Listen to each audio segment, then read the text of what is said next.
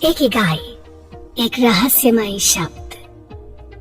इस जीवन में खुश रहने के लिए जरूरी है कुछ ना कुछ करते रहना, थोड़ा प्यार करना है और कुछ उम्मीद करना।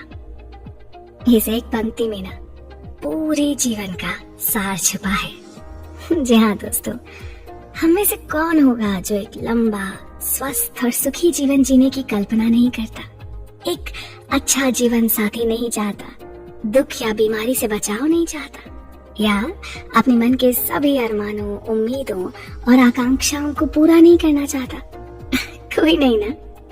हम सब इस धरती पर एक पूरा जीवन सुख और संतुष्टि की खोज में बिता देते हैं।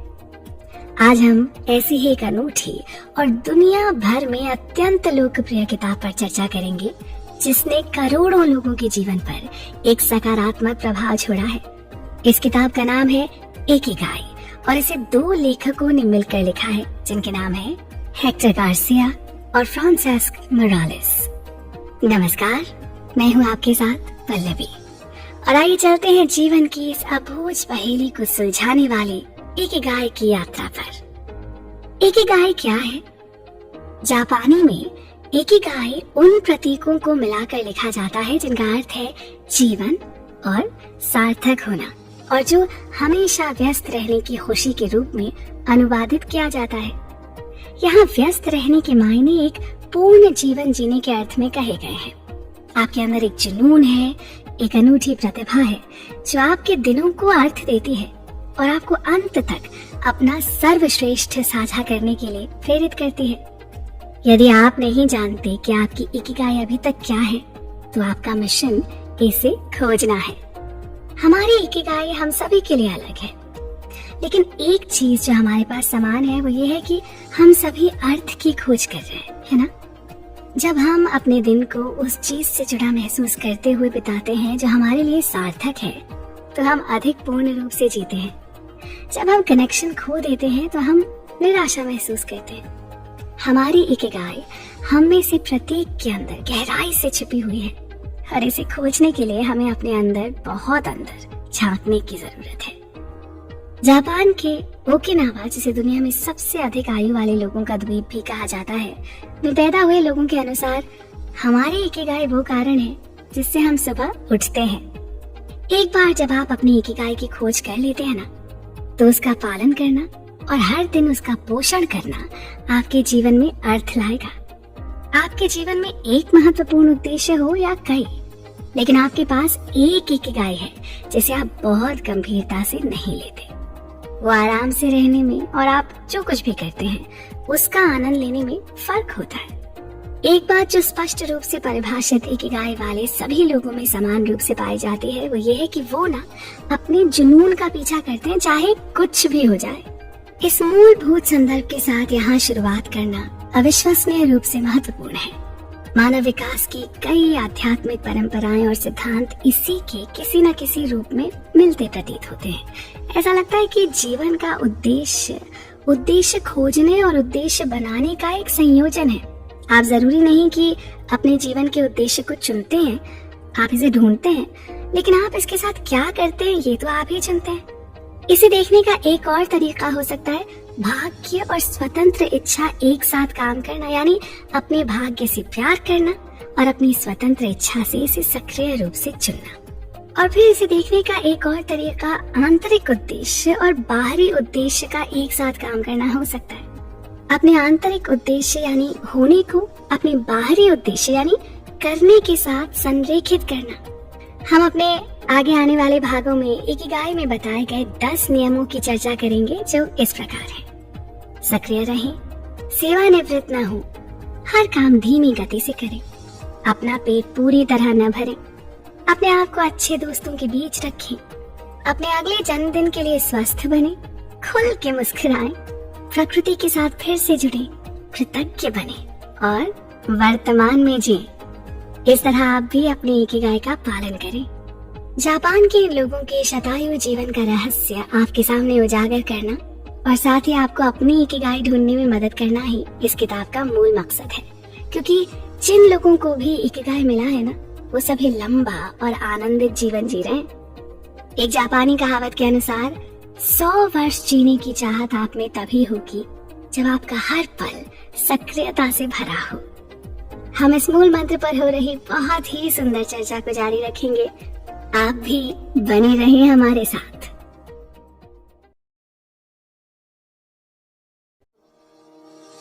बढ़ती उम्र में भी युवा, आखिर हमारे अस्तित्व की वजह क्या है? हम सभी के मन में कभी ना कभी ये सवाल अवश्य आता है। चाहे हम जीवन में किसी भी उतार चढ़ाव से क्यों ना जूझ रहे हो, या सब कुछ बिना किसी बाधा के क्यों ना चल रहा हो। क्यों? सही कहा ना? नमस्कार, मैं हूँ आपके साथ पल्लवी और चर्चा में है जापानी जीवन दर्शन पर आधारित एक बहुत ही प्रेरक और प्रशंसनीय किताब जिसका नाम है इकिगाई। जापानी लोगों का ऐसा मानना है कि हर एक के जीवन का एक इकिगाई होता है। शायद फ्रांस के दार्शनिक इसे जीवन का उद्देश्य कहेंगे या अन्य देशों के लोग इसे किसी और नाम से पुकारेंगे। इकिगाई हम सबके अंदर छुपा होता है। कुछ लोगों को ये इकिगाई मिल जाता है और कुछ लोग इसकी खोज में लगे रहते हैं। एक बार आपको अपना इकिगाई स्पष्ट हो जाए ना, तो फिर सुख और संतुष्टि अपने आप मिलती है और इसी से जीवन को असली अर्थ मिलता है। इस किताब से आपको जापानी लोगों के तन, मन व बुद्धि से हमेशा स्वस्थ रहने का राज भी पता चलेगा। आप ये जानकर हैरान हो जाएंगे कि यहाँ के लोग रिटायरमेंट यानी सेवानिवृत्ति जैसे शब्दों को जानते तक नहीं है। उनके लिए अपने जीवन का उद्देश्य इतना जरूरी होता है कि जब तक उनका शरीर साथ देता है वो लोग अपना पसंदीदा काम करते रहते हैं और इस तरह सारा समय सक्रिय और व्यस्त रहते हैं। इकिगाई हमारे जीवन में बहुत गहराई में छुपा होता है और उसे ढूंढने के लिए संयम की आवश्यकता होती है। जापान के एक टापू के लोग कहते हैं कि उन सभी के लिए सुबह उठने के पीछे एक ही कारण होता है और वो है उन्हें मिला हुआ इकिगाई। जापान का ये छोटा सा द्वीप ओकिनावा पूरी दुनिया में ब्लू जोन के लिए प्रसिद्ध है। ब्लू जोन यानी जहाँ लंबी आयु वाले बहुत सारे लोग एक साथ रहते हो। दीर्घायु होने के रहस्य के बारे में और जानकारी हासिल करते वक्त इस बात का पता चला कि जापानी लोगों के खाने पीने के तौर तरीके और उनकी खाद्य संस्कृति के साथ इकिगाई का ज्ञान उनकी लंबी उम्र की बड़ी वजह है। यहाँ के लोग किसी बड़ी बीमारी का शिकार भी नहीं होते और अधिकतर एक पूरा जीवन स्वस्थ रहकर ही बिताते हैं। यहाँ की महिलाएं दुनिया के अन्य हिस्सों में रहने वाली महिलाओं की तुलना में अधिक समय तक स्वस्थ और जीवित रहती हैं। किताब के अगले कुछ भागों में हम ओकिनावा टापू पर रहने वाले लोगों की लंबी उम्र के पीछे के अन्य कारणों का परीक्षण भी करेंगे। पूरे विश्व में इस तरह के कुल 5 ब्लू जोन्स हैं। 5 में से 3 जगहें समुद्र के बीच बसी हैं।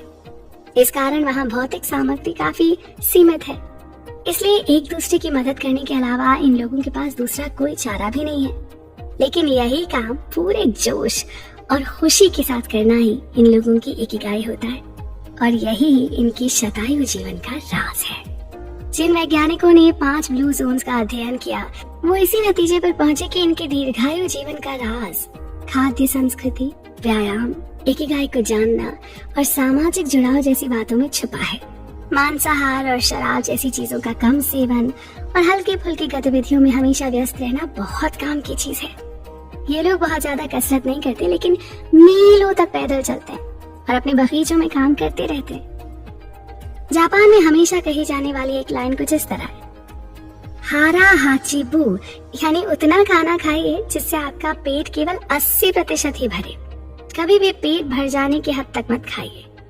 उनका मानना है कि इससे खाना हजम करने में जो ऊर्जा खर्च होती है उसकी बचत भी होती है। पेट भर जाने के बाद का खाना, नाश्ता, मीठा या फलों का रस, ये सब चीजें कुछ समय के लिए आनंद देती हैं, लेकिन अगर इन्हें टाल सकें तो लंबा जीवन जी सकेंगे।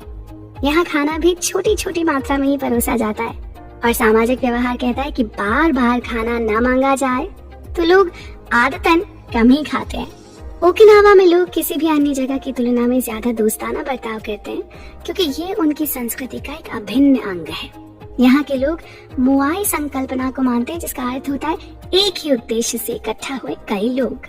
कई लोगों के लिए सिर्फ समाज सेवा करना ही उनका इकिगाई होता है। हर किसी की मदद के लिए एक पूरा समूह है जो किसी भी बुरे वक्त में उनके साथ खड़ा है।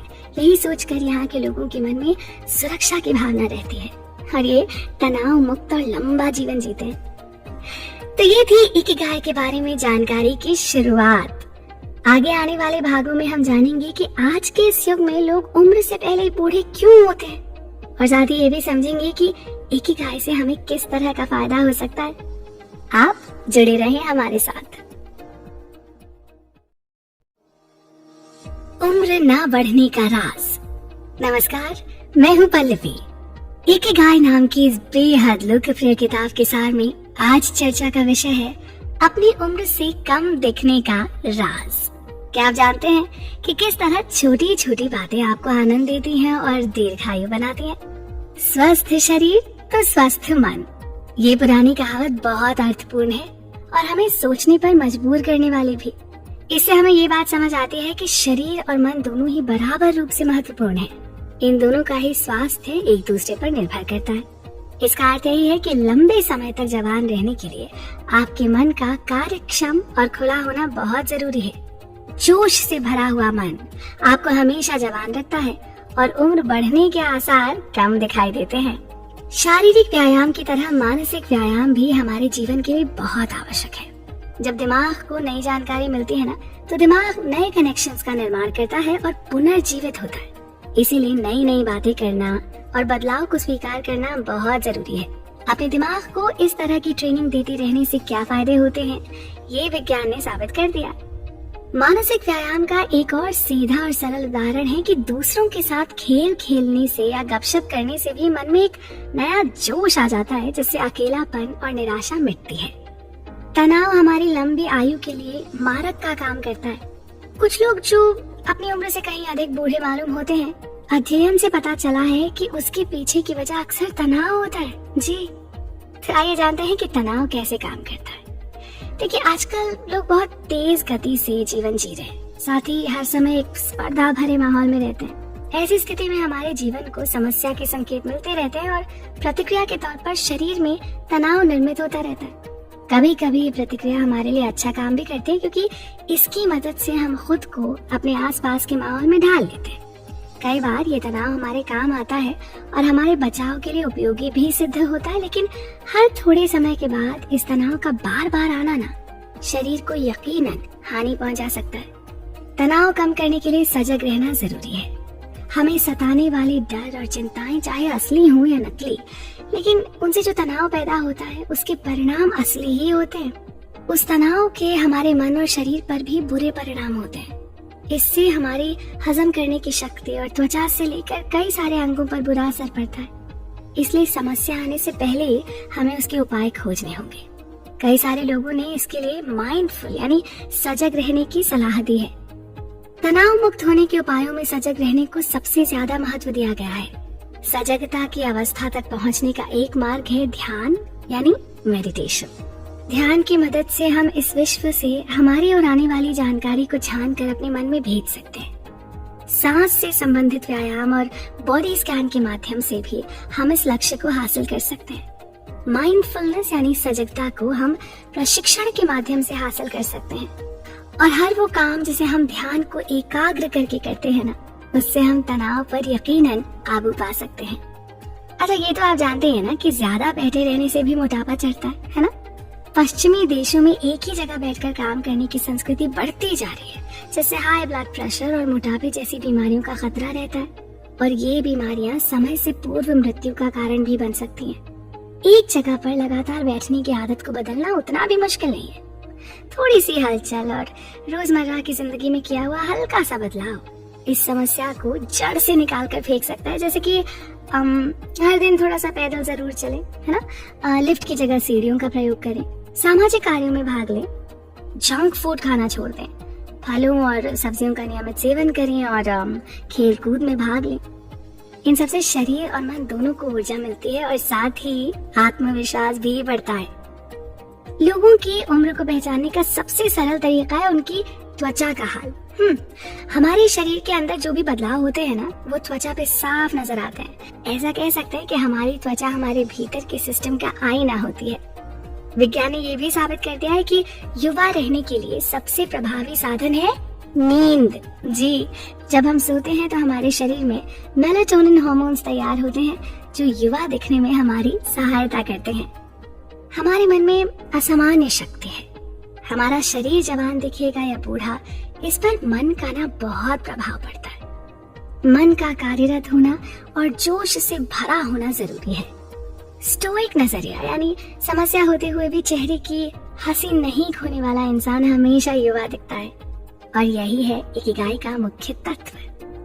अगले भाग में चर्चा करेंगे दीर्घायु जीवन और जीवन के उद्देश्य के बीच जो गहरा रिश्ता है उसके बारे में। आप बने रहें हमारे साथ। लोगोथेरेपी से इकिगाई तक। जीवन कोई समस्या नहीं है जिसे हमें हर समय सुलझाना है। बस याद रखें कि जीवन का उद्देश्य है कुछ ऐसा करने में व्यस्त रहना जो आपको पसंद हो, और साथ ही ऐसे लोगों से घिरे रहना जो आपको प्यार करते हो। नमस्कार दोस्तों, मैं हूं आपके साथ पल्लवी, और इस ऑडियो समरी में प्रस्तुत है पूरी दुनिया को जीने का ढंग समझाती जापानी दर्शन पर आधारित किताब इकिगाई। इस किताब को स्पेन के 2 लेखकों ने मिलकर लिखा है, जिनके नाम हैं हेक्टर गार्सिया और फ्रांसेस्क मोरालेस। इन दोनों ने ही लेखन जगत में बहुत नाम और प्रसिद्धि हासिल की है। व्यक्तिगत विकास और दर्शन शास्त्र पर लिखी इनकी बहुत सी किताबें बेस्ट सेलर्स के रूप में उपलब्ध हैं। आज की इस कड़ी में चर्चा का विषय है लोगोथेरेपी से इकिगाई तक, अपने जीवन का उद्देश्य जानकर लंबी आयु तक जीने की कला। अब तक हमने जाना किस तरह जापान के एक छोटे से द्वीप के लोग दुनिया भर में सबसे अधिक आयु वाले समूह के रूप में जाने जाते हैं। उनके इस जीवन दर्शन का कारण है अच्छा खान पान, रहन सहन और इकिगाई यानी जीने का उद्देश्य। आखिर लोगोथेरेपी किसे कहते हैं? ये मानसिक उपचार का एक ऐसा तरीका है जिसमें पीड़ित सीधे बैठकर अपने थेरेपिस्ट के कुछ ऐसे सवालों के जवाब देता है जिन्हें सुनना आमतौर पर बहुत मुश्किल होता है। जैसे किसी मरीज की आंखों में आंखें डालकर ये पूछना कि उसने अभी तक आत्महत्या क्यों नहीं की। इस सवाल के जवाब में अक्सर उस मरीज को अपने जीने की कोई अच्छी वजह मिल ही जाती है, और वो फिर उसी उद्देश्य के साथ अपने आगे की यात्रा शुरू करता है। ऐसे में लोगोथेरेपी ने क्या किया? आपको जीवन जीने का मकसद ढूंढने में थोड़ी सी मदद, बस। लोगोथेरेपी आम इंसान को उनके जीवन का उद्देश्य समझने में सहयोग करती है, जिसकी वजह से उनके जीवन को नया अर्थ प्राप्त होता है, जीने की नई उम्मीद मिलती है, और वो नए जोश और उत्साह के साथ आगे का जीवन जीने लगते हैं। साथ ही वो अपनी नकारात्मक कार्यशैली को बदलना और समस्याओं पर विजय प्राप्त करना भी सीख लेते हैं। चलिए अब बात करते हैं अपने अस्तित्व की लड़ाई के बारे में। देखिए, जब भी हमारे जीवन में कोई उद्देश्य नहीं होता या वो धुंधला सा होता है, तो हमें अपने अस्तित्व के बारे में भी निराशा महसूस होने लगती है। ये कोई साधारण निराशा नहीं है। इस निराशा में भी एक ऊर्जा होती है जो नव निर्माण का कारण बनती है। इसलिए इस निराशा को भी एक सकारात्मक भावना के रूप में लेना चाहिए। बाकी थेरेपीज की तरह लोगोथेरेपी इस निराशा को मानसिक बीमारी भी नहीं समझती, बल्कि उसे एक आध्यात्मिक खोज की तरह देखती है। ये एक कुदरती प्रक्रिया है जिसमें लोग खुद से या किसी और की मदद से अपने अस्तित्व की खोज करने में सफल होते हैं। इसकी मदद से वो एक नई संतुष्टि की अनुभूति पाते हैं और अपने जीवन का अंतिम लक्ष्य पाने की यात्रा करते हैं। हमने आज तक क्या हासिल किया है और आगे क्या हासिल करना है, इसके बीच जो अंतर होता है ना, वही हमारे अंदर तनाव का निर्माण करता है। कई बार यही तनाव हमारे अच्छे स्वास्थ्य का कारण बनता है। जब हमें अपने जीवन में कोई चीज हासिल करनी होती है तो हम आराम तलब या सुस्त जीवन जीना पसंद नहीं करते, उल्टा हम चुनौतियों से भरा जीवन पसंद करते हैं, है ना? इसके विरुद्ध आज के आधुनिक समाज में लोग वो नहीं करते जो उन्हें करना अच्छा लगता है, बल्कि वो करते हैं जो उन्हें बताया जाता है।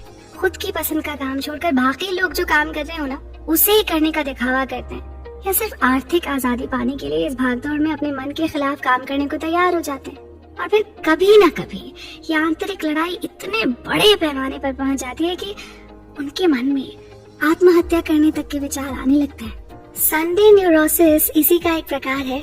छुट्टी का दिन होने के कारण अक्सर लोगों के पास कोई व्यवसायिक या दूसरा काम नहीं होता, और इस वजह से उन्हें सुबह उठने का उद्देश्य भी नहीं मिलता। उन्हें अपने अंदर एक खालीपन सा महसूस होता है, और आज उठकर क्या करना है का जवाब खुद ही ढूंढना पड़ता है।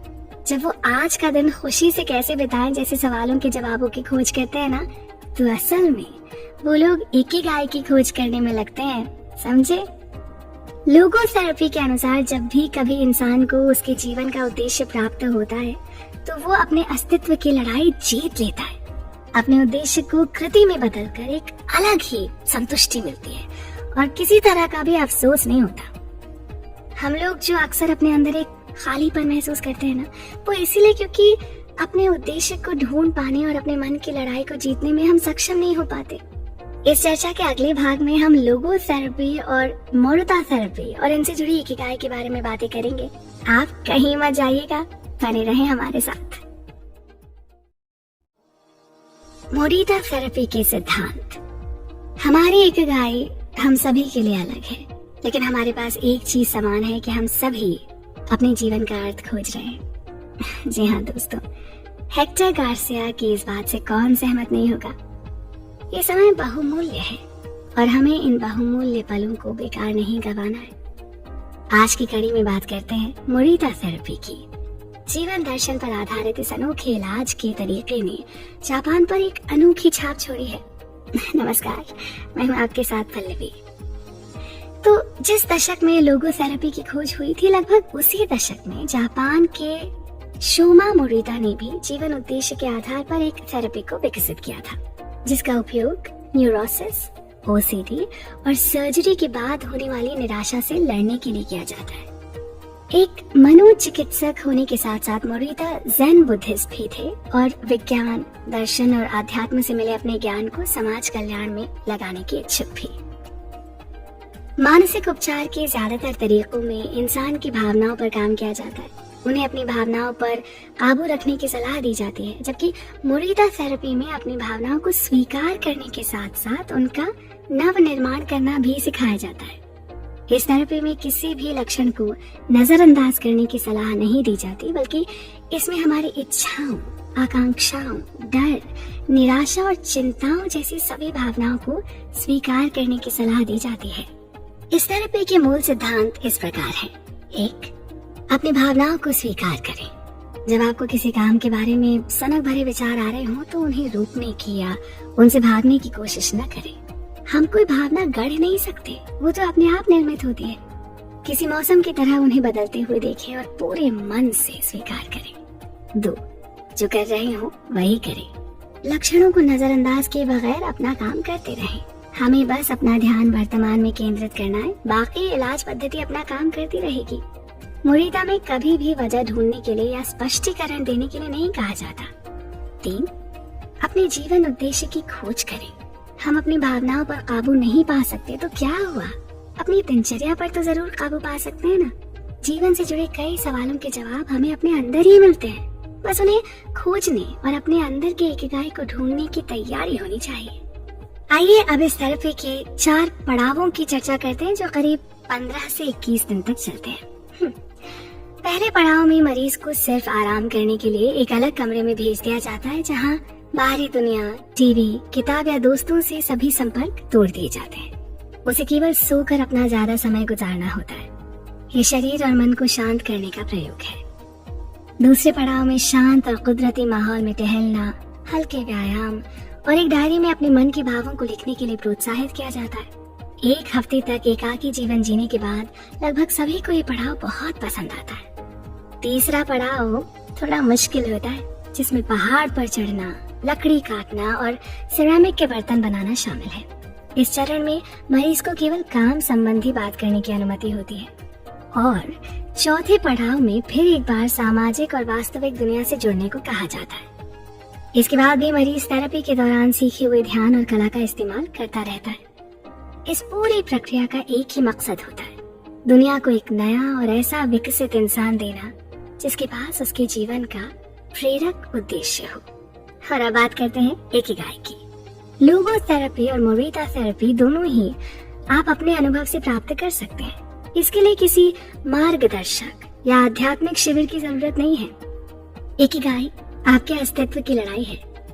अगर एक बार आप इसे जीत लेते हैं और अपना इकिगाई समझ लेते हैं, फिर आपको साहस के साथ इस रास्ते पर चलने से कोई नहीं रोक सकता। इस रास्ते पर चलने के लिए लगने वाले मूलभूत साधनों की जानकारी पर भी हम विस्तार से चर्चा करेंगे। आपने जिस कार्य का चुनाव किया है उसके प्रति आपके मन में आस्था हो, आपका आहार सही हो, आप कम मात्रा में सही लेकिन रोज व्यायाम करते हो, बस इतना ही जरूरी है। कठिन परिस्थितियों में भी हार न मानकर उनका सामना करने के लिए अगर आप तैयार हो तो आपके लिए इस दुनिया में परिवर्तन और विकास के कई मौके आएंगे। जो आपको अपने लक्ष्य तक ले जाएंगे। अब आप बताइए, आपको जिस काम को करने की प्रेरणा मिलती है, क्या आप खुद को उस काम में पूरी तरह से झोंकने को तैयार हैं? हम इस विषय पर बात करते रहेंगे। आप कहीं मत जाइएगा, जुड़े रहिए हमारे साथ। प्रवाह की खोज। हम जैसा हमेशा करते हैं ना, वैसे बनते हैं। तो उत्कृष्टता हमारे लिए कोई कार्य नहीं बल्कि एक आदत है। महान दार्शनिक अरस्तु ने कितना सही कहा है ना। नमस्कार दोस्तों, मैं हूँ आपके साथ पल्लवी और हमारी चर्चा का विषय है जापानी जीवन दर्शन को बहुत ही खूबी से समझाती पूरी दुनिया में प्रसिद्ध किताब इकिगाई। दोस्तों, इस किताब को लिखा है हेक्टर गार्सिया और फ्रांसिस्क मोरालेस की जोड़ी ने, जो स्पेन के रहने वाले हैं। ये किताब सबसे पहले स्पेनिश भाषा में लिखी गई थी, बाद में इसका अनेक भाषाओं में अनुवाद किया गया। तो आज के इस भाग में बात करेंगे कि हमें किस तरह जीवन प्रवाह के साथ बहते हुए अपने काम और खाली समय का इस्तेमाल अपने विकास के लिए करना चाहिए। अंग्रेजी में ना अक्सर कहा जाता है गो विद द फ्लो, सुना है ना आपने, यानी प्रवाह के साथ जाएं। ऐसा सोचिए कि आप अपनी मनपसंद जगह पर आइस स्केटिंग कर रहे हैं, आपके दोनों ओर सफेद बर्फ उड़ रही है, माहौल में मस्ती है और आपको बहुत मजा आ रहा है। ऐसे में सब दुनिया भुलाकर अपना ध्यान केवल अपना संतुलन बनाते हुए स्केटिंग करने में होता है। आप अच्छी तरह से जानते हैं कि उस पल आपको एकदम केंद्रित रहते हुए क्या करना है।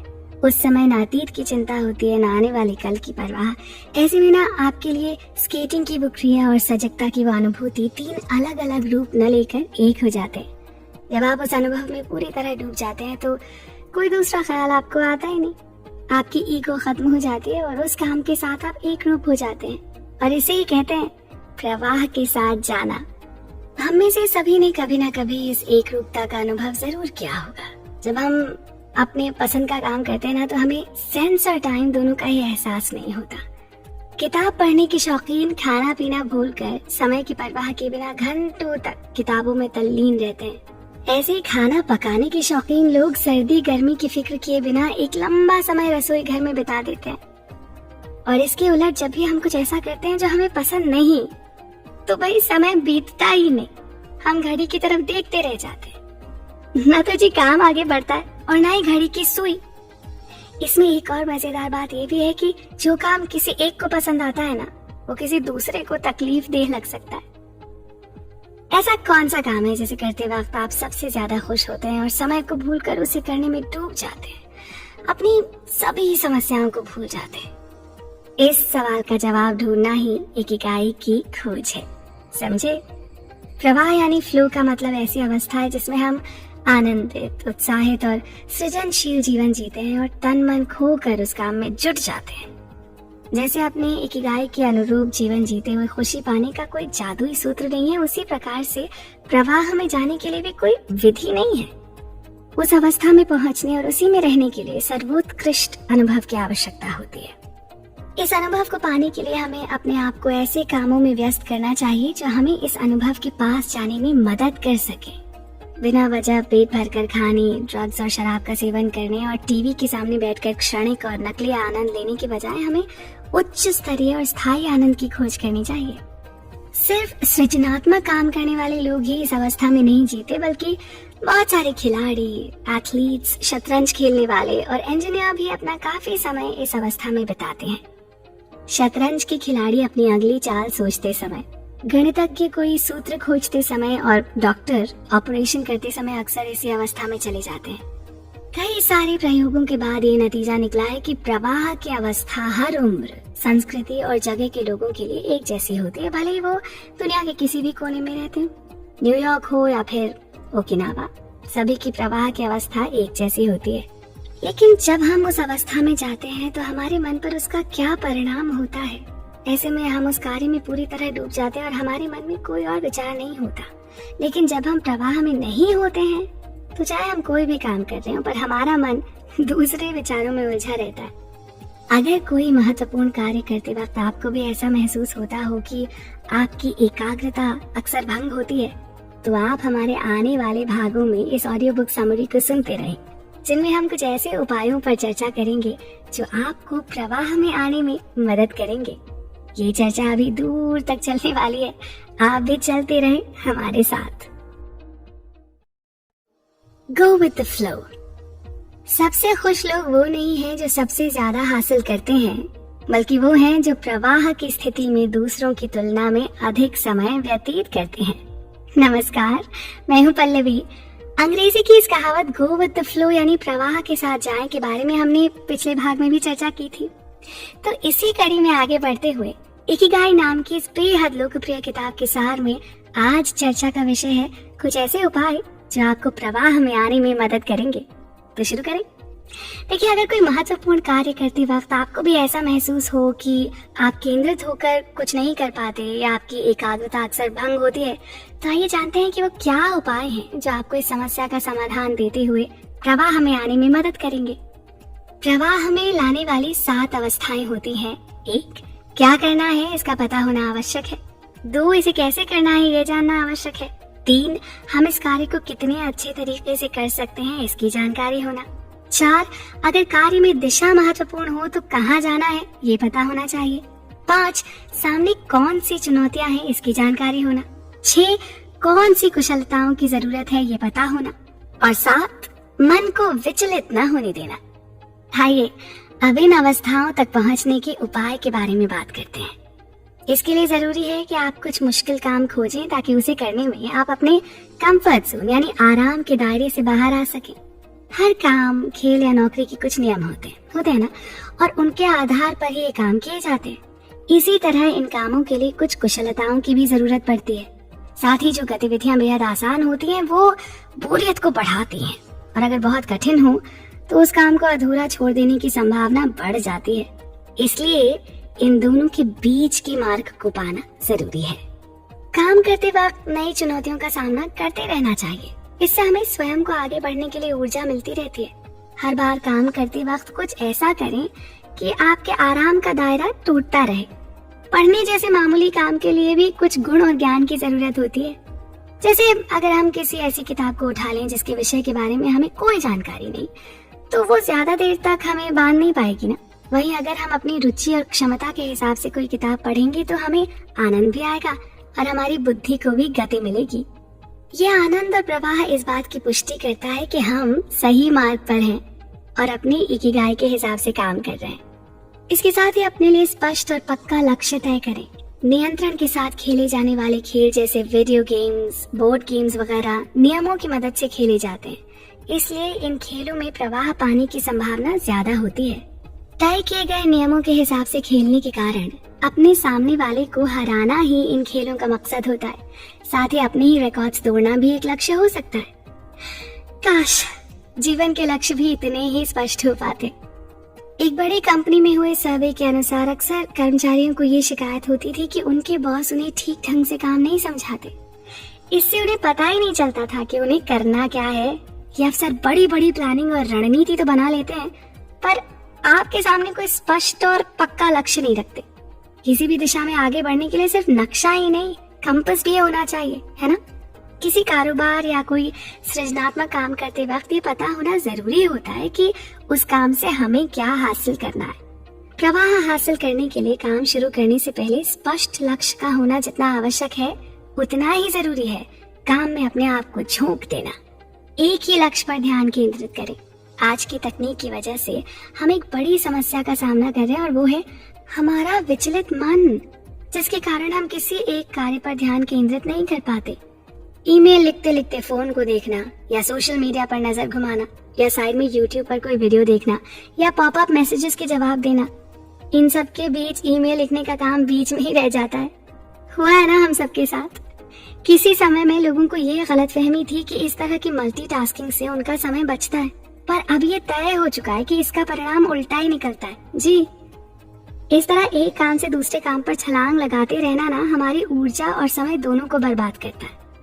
एक ही काम पर ध्यान केंद्रित करना प्रवाह पाने की सबसे महत्वपूर्ण जरूरत है।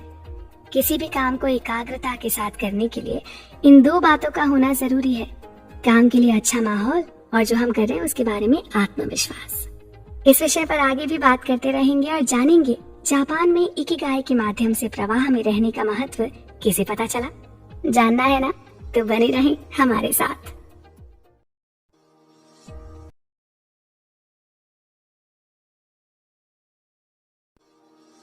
इकिगाई के लिए प्रवाह। नमस्कार दोस्तों, जापानी जीवन दर्शन पर आधारित किताब इकिगाई पर इस चर्चा में अब बात करते हैं इकिगाई ढूंढने के लिए प्रवाह के अनुभव पर। मैं हूं आपके साथ Pallavi. Swedish council for working life and social research नामक एक संस्था ने एक सर्वे किया, जिसमें उन्होंने 20 से 24 साल के युवाओं का अध्ययन करके ये पता लगाया कि जो लोग स्मार्टफोन्स के आदी होते हैं वो बहुत कम नींद ले पाते हैं, अपने साथ के लोगों से कम घुल मिल पाते हैं और उनमें अवसाद के लक्षण स्पष्ट दिखाई देते हैं। तो इस महामारी से बचने के कुछ उपाय इस तरह हैं। सोने से पहले और उठने के तुरंत बाद किसी भी स्क्रीन, मोबाइल या टीवी को न देखें। कोई भी जरूरी काम करते वक्त या तो अपना मोबाइल बंद कर दें या व्यर्थ के मैसेजेस या नोटिफिकेशंस को ऑफ कर दें। हफ्ते में एक दिन, खासकर शनिवार या रविवार को, टेक्नोलॉजी का उपवास रखें। उस दिन ऐसी किसी जगह पर जाएं जहां वाईफाई की सुविधा न हो। दिन भर में बस 1 या 2 ईमेल्स का ही जवाब दें और उसके लिए समय तय कर लें। इसी तरह बिल भरने और फोन पर बात करने के लिए भी समय नियत कर लें। मन भटकने लगे ना तो उसे सजग रखने के लिए टहलने या तैरने जैसे काम करें या माइंडफुलनेस जैसी किसी ध्यान पद्धति की मदद लें। जापान में कलाकार, इंजीनियर, शोधकर्ता और ओताकुस यानी जापानी कार्टून, एनिमे में दिलचस्पी रखने वाले, इन सभी को इकिगाई के माध्यम से प्रवाह में रहने का महत्व पता चला है। जापान के लोग सिर्फ बहुत काम ही नहीं करते बल्कि पूरी मेहनत से अपने आप को काम में झोंक देते हैं। जापानी भाषा में जो पहला शब्द सिखाया जाता है ना, वो है गम्बारू, जिसका अर्थ है डटे रहना या अपना श्रेष्ठ करते हुए दृढ़ बने रहना। जापान के लोग छोटे से छोटा काम भी बहुत मन से करते हैं, पूरे मन से। रिटायर होने के बाद भी खेतों में काम करते हैं, छुट्टी के दिन भी दुकानों में सामान बेचते हैं। उन सभी के अंदर काम के प्रति आस्था नजर आती है। इस देश ने टेक्नोलॉजी के क्षेत्र में असाधारण विकास किया है, वहीं दूसरी ओर हस्तकला और अपनी संस्कृति को भी बहुत संभाल कर रखा हुआ है। प्रवाह में आने के लिए एकांतवास भी बहुत उपयोगी है। कई लोग अकेले रहने वालों को अजीब मानते हैं, पर फालतू लोगों से मिलने में समय बिताने के बजाय उन्हें अपने पसंदीदा कामों में समय देना ज्यादा पसंद आता है। प्रख्यात उपन्यासकार हारुकी मुराकामी इसकी एक मिसाल है। वो बहुत कम लोगों से मिलते थे।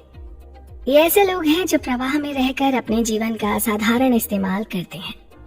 प्रशिक्षण के माध्यम से हम प्रवाह की अवस्था में जल्दी पहुंच सकते हैं और ध्यान मन को प्रशिक्षित करने का सबसे प्रभावी माध्यम है। ध्यान के कई सारे तरीके हैं, लेकिन सभी का लक्ष्य एक ही है, मन को शांत करना, विचारों को देखना, भावनाओं को जानना और खुद को एक ही जगह पर केंद्रित करना। इसे सही तरीके से करने के बारे में चिंतित होने के बजाय ध्यान की इस यात्रा का आनंद लेना अति आवश्यक है। हम सब जानते हैं कि इंसान एक धार्मिक जीव है। हमारा जीवन धर्म पर आधारित है, या हम कह सकते हैं कि लोग सिर्फ व्यस्त रहने के लिए धर्म का पालन करते हैं। जापान में आधुनिक युग में भी दिनचर्या और धर्म का सही मात्रा में मेल जोल रखा गया है। जापान में विशेष रूप से कन्फ्यूशियस, बौद्ध और शिंतो धर्म माने जाते हैं। इनमें नियमों से भी ज्यादा धर्म को महत्व दिया जाता है। यहाँ व्यापार करते समय अंतिम नतीजों के बजाय प्रक्रिया, तरीकों और आप उस काम को कैसे करते हैं, इन बातों पर ज्यादा महत्व दिया जाता है। ऐसा करना अर्थव्यवस्था के लिए अच्छा है या नहीं, इस बात से कोई फर्क नहीं पड़ता। धार्मिक रिवाज हमें साधारण नियम और आसान सा मकसद दिखाते हैं, जिसकी वजह से हमें प्रवाह में जाने में मदद मिलती है। एकदम बड़ा लक्ष्य हो तो उसे हासिल करना असंभव लग सकता है, लेकिन धर्म से हमें कदम कदम पर मार्गदर्शन मिलता रहता है और लक्ष्य पाने का प्रशिक्षण भी। जब भी आपका लक्ष्य बड़ा हो तो उसे टुकड़ों में विभाजित करें और फिर एक एक टुकड़े पर विजय हासिल करें। नतीजे की चिंता करना छोड़ दें, इससे आप अपने आप पर सकारात्मक परिणाम ला पाएंगे। आनंद काम में होना चाहिए, नतीजे में नहीं। जो लोग बहुत अधिक चीजें हासिल कर लेते हैं ना, वो आनंदित नहीं होते, बल्कि जो लोग ज्यादा समय प्रवाह की स्थिति में होते हैं वो ज्यादा खुश रहते हैं। अपना इकिगाई ढूंढने के लिए प्रवाह का इस्तेमाल करें। उन सभी कामों को एक कागज पर लिख लें जिन्हें करते वक्त आप प्रवाह में जाते हैं। वो कौन सी गतिविधियां हैं जो आपको सबसे ज्यादा पसंद है?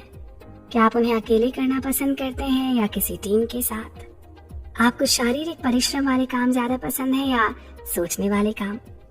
हो सकता है इन सवालों में आपको अपना इकिगाई मिल जाए और जीवन को चलने का एक नया रास्ता मिल जाए।